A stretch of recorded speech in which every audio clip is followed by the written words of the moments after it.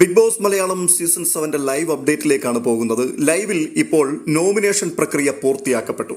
കഴിഞ്ഞ ആഴ്ചയിൽ നോമിനേഷനിൽ വന്ന ഒരു കൂട്ടം ആൾക്കാരുണ്ടായിരുന്നു. ഒനിൽ സാബു, ആദില, നൂറ, രേണു, ബിന്നി, ആര്യൻ, അഭിലാഷ്, ഇത്രയും പേരാണ് കഴിഞ്ഞ ആഴ്ചയിൽ നോമിനേഷൻ ഉണ്ടായിരുന്നവർ. അവരുടെ നോമിനേഷൻ അതേപോലെ നിലനിൽക്കുകയാണ്. അതുകൂടാതെ ലാലേട്ടൻ കഴിഞ്ഞ വീക്കെൻഡ് എപ്പിസോഡിൽ വന്നിട്ട് രണ്ടാൾക്കാരെ കൂടി നോമിനേഷനിലേക്ക് ഇട്ടു. അങ്ങനെ ഡയറക്റ്റ് നോമിനേഷനിലേക്ക് വന്നത് അനുമോളും ജിസയിലുമാണ്. ഈ രണ്ടാൾക്കാരും കൂടി ആയപ്പോൾ 9 പേർ നോമിനേഷനിലേക്ക് എത്തി. അതുകൂടാതെയാണ് ഇന്ന് ആ വീട്ടിൽ നോമിനേഷൻ നടന്നത്.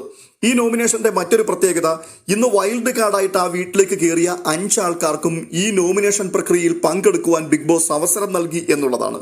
അതായത് പുറത്തു നിന്നുകൊണ്ട് കളി കണ്ടിട്ട് വന്ന വ്യക്തികൾക്ക് അവർ കണ്ടതിന്റെ അടിസ്ഥാനത്തിൽ വീട്ടിലുള്ള ആൾക്കാരെ വിധിക്കുവാനുള്ള അവകാശമായിരുന്നു കൊടുത്തത്. അങ്ങനെ നോമിനേഷൻ പ്രക്രിയ പൂർത്തിയായപ്പോൾ ഏറ്റവും അധികം വോട്ടുകളോടുകൂടി 1-ാം സ്ഥാനത്തെത്തിയത് അപ്പാനി ശരത്താണ്. 9 വോട്ടുകളാണ് ശരത്തിനെതിരായി വന്നത്. തുടർന്ന് രണ ഫാത്തിമ, ഷാനവാസ്, ശൈത്യ ഈ 3 ആൾക്കാർക്ക് 7 വോട്ടുകൾ വീതം ലഭിച്ചു. അക്ബർക്കും അനീഷിനും 6 വോട്ടുകൾ വീതവും ലഭിച്ചു. അങ്ങനെ ഈ ആഴ്ചയിൽ നോമിനേഷനിൽ കൂടി ജനവിധി തേടുന്നത് ഒരു വലിയ കൂട്ടം ആൾക്കാരാണ്. അതായത് 15 ആൾക്കാർ ഈ ആഴ്ചത്തെ നോമിനേഷൻ ലിസ്റ്റിൽ പെട്ടിട്ടുണ്ട്. ഒറ്റൊരാൾ മാത്രമാണ് നോമിനേഷനിൽ നിന്നും രക്ഷ നേടിയ ആള്. അതായത് വരുന്ന ആഴ്ചയിലെ ക്യാപ്റ്റനായി തെരഞ്ഞെടുക്കപ്പെട്ട നെവിൻ. വളരെ ആവേശകരമായ, വളരെ കൃത്യമായിട്ടുള്ള പോയിന്റുകൾ എണ്ണി പറഞ്ഞുകൊണ്ടുള്ള നോമിനേഷൻ ആയിരുന്നു.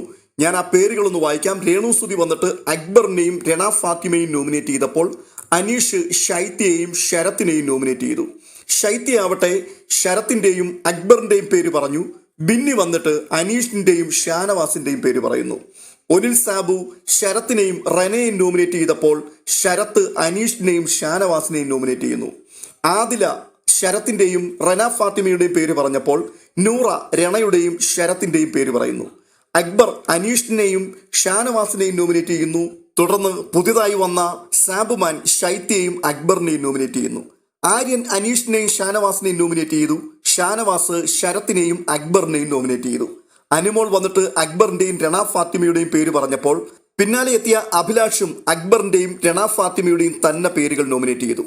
തുടർന്ന് കൺഫെഷൻ റൂമിലേക്ക് വന്ന രണ ഫാത്തിമ വമ്പൻ അട്ടിമറി നടത്തി ഞെട്ടിച്ചു കളഞ്ഞു. തന്റെ ചങ്കും കരളുമായി ഒത്ത പിന്തുണ കൊടുത്ത് കൂടെ നിൽക്കുന്ന അപ്പാനി ശരത്തിനെ നോമിനേറ്റ് ചെയ്ത് കളഞ്ഞു. അതാരും പ്രതീക്ഷിച്ചിരുന്നൊരു നോമിനേഷൻ അല്ല. താൻ അതിനുവേണ്ടി കാരണം പറഞ്ഞത് കഴിഞ്ഞ രാത്രിയിൽ അവിടെ പ്രശ്നം നടന്നപ്പോൾ ആദിലയെ വളരെ വൃത്തികെട്ട ഒരു തെറി പറഞ്ഞു എന്നുള്ളതാണ്. ആ ചീത്ത വാക്കുകൾ ഒരിക്കലും ഈ ഒരു പ്ലാറ്റ്ഫോമിൽ ഉപയോഗിക്കാൻ പാടില്ലാത്തതായതുകൊണ്ട് അപ്പാനി ശരത്തിനെ നോമിനേറ്റ് ചെയ്യുന്നു എന്നാ പറഞ്ഞത്. പക്ഷെ ഇന്നലെ രാത്രിയിൽ ഈ തെറി പറയുന്ന സമയത്ത് ശരത്തിന്റെ പ്രകടനങ്ങൾ കണ്ട് പൊട്ടിച്ചിരിച്ച് ആഹ്ലാദിക്കുകയായിരുന്നു ഈ പെൺകുട്ടി. അന്നേരം വിലക്കിയില്ല. അതിനുശേഷം എവിടെയും അത് തെറ്റായിരുന്നു എന്ന് പറയുന്നു നമ്മൾ കേട്ടതുമില്ല. പിന്നെന്തുകൊണ്ടാണ് ഇപ്പോൾ വന്ന് അപ്പാനിയെ നോമിനേറ്റ് ചെയ്തിരിക്കുന്നത്? അതാണ് പ്രേക്ഷകരുടെ കണ്ണിൽ പൊടിയിടുവാനുള്ള സൈക്കോളജിക്കൽ മൂവ്. അഭിലാഷും ഒനിലും തനിക്കെതിരായിട്ട് മുട്ടൻ തെറി പറഞ്ഞു എന്ന് പറഞ്ഞ് എന്ത് പ്രകടനങ്ങളായിരുന്നു അവിടെ നടത്തിയത്. ഒനിലിനെ ആ പേരിൽ നോമിനേറ്റ് ചെയ്ത് ജയിലിലേക്ക് അയക്കുകയും കഠിനമായ ശിക്ഷ കൊടുക്കുകയും ചെയ്തു. അന്നേരമൊക്കെ പൊട്ടി ഒലിച്ച കുരു ഇന്നലെ മുതൽ ഈ സമയം വരെയും പൊട്ടിയില്ല എന്നുള്ളത് ഓർക്കുമ്പോഴാണ് ഇരട്ടത്താപ്പ് വെളിപ്പെട്ട് വരുന്നത്. എന്നാൽ കൺഫെഷൻ റൂമിൽ എത്തുമ്പോൾ അപ്പാനി കാണുന്നില്ലല്ലോ, അപ്പാനി അറിയുന്നില്ലല്ലോ തന്നെ ആരൊക്കെയാണ് നോമിനേറ്റ് ചെയ്യുന്നത്. അതുകൊണ്ട് പ്രേക്ഷകർ കാണെ അപ്പാനിക്കെതിരായിട്ട് കുത്തി. ഇതാണ് ബാക്ക് സ്റ്റാബ് ചെയ്യുക എന്ന് പറയുന്നത്. പിൻപിൽ നിന്ന് കുത്തുന്ന പരിപാടി. പറഞ്ഞ പോയിന്റ് വളരെ വാലിഡ് ആണ്. കൺഫെഷൻ റൂമിൽ വന്നായിരുന്നില്ല അത് ആദ്യം പറയേണ്ടിയിരുന്നത്. ഈ തെറി കേട്ട സമയത്ത് തന്നെ അതിനെതിരെ പ്രതിരോധിക്കണമായിരുന്നു.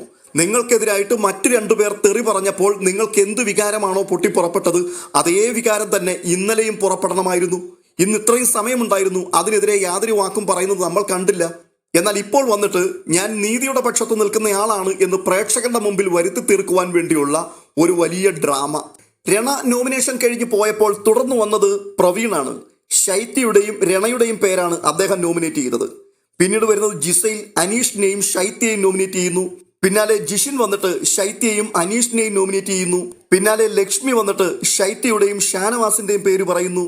മസ്താനി വന്നിട്ട് അപ്പാനിയുടെയും ഷാനവാസിന്റെയും പേര് പറയുന്നു. ഒടുവിൽ നെവിൻ ഷാനവാസിനെയും ശരത്തിനെയും നോമിനേറ്റ് ചെയ്യുന്നു. ഈ നടന്ന നോമിനേഷനിലെ ശ്രദ്ധേയമായ മറ്റൊരു വസ്തുത, ഇന്ന് വീട്ടിലേക്ക് കയറിയ 5 വൈൽഡ് കാർഡുകളിൽ 4 ആൾക്കാരും ശൈത്യയെ നോമിനേറ്റ് ചെയ്തു എന്നുള്ളതാണ് പ്രധാനപ്പെട്ട കാര്യം.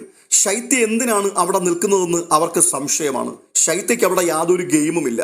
ചിലപ്പോഴൊക്കെ എന്തെങ്കിലുമൊക്കെ പറയും. ബാക്കിയുള്ള സമയങ്ങളിലൊക്കെ വെറുതെ നടക്കുന്നു, ഭക്ഷണം ഉണ്ടാക്കുന്നു. അങ്ങനെ ഭക്ഷണം ഉണ്ടാക്കാനാണെങ്കിൽ ഇവിടെ ആൾക്കാർ ധാരാളം ഉണ്ടല്ലോ എന്നൊക്കെ പറയുന്നു. അങ്ങനെ വന്നു കയറിയ 4 ആൾക്കാർ ശൈത്യയുടെ പേര് വിളിച്ചു പറഞ്ഞു.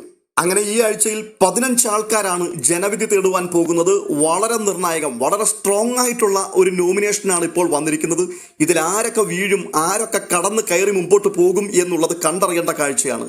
കഴിഞ്ഞ ആഴ്ചയിലെ നോമിനേഷൻ വളരെ തന്ത്രപരമായി ബിഗ് ബോസ് തന്നെ അട്ടിമറിച്ചു. നാട്ടുകാരുടെ മുഴുവനും വോട്ട് മേടിച്ചതിനു ശേഷം അവസാനം ലാലേട്ടൻ സ്ഥലത്തില്ലാത്തത് കൊണ്ട് ലാലേട്ടൻ ബിഗ് ബോസിനോട് പറഞ്ഞ് ആ നോമിനേഷൻ ക്യാൻസൽ ചെയ്യിച്ചു എന്നുള്ള ഒരു മുടന്തൻ ന്യായമൊക്കെ പറഞ്ഞു. ഇല്ലായിരുന്നുവെങ്കിൽ ആര്യനൊക്കെ ഇപ്പോൾ വീട്ടിൽ പോയി ചൊറി കുത്തിയിരുന്നേനെ.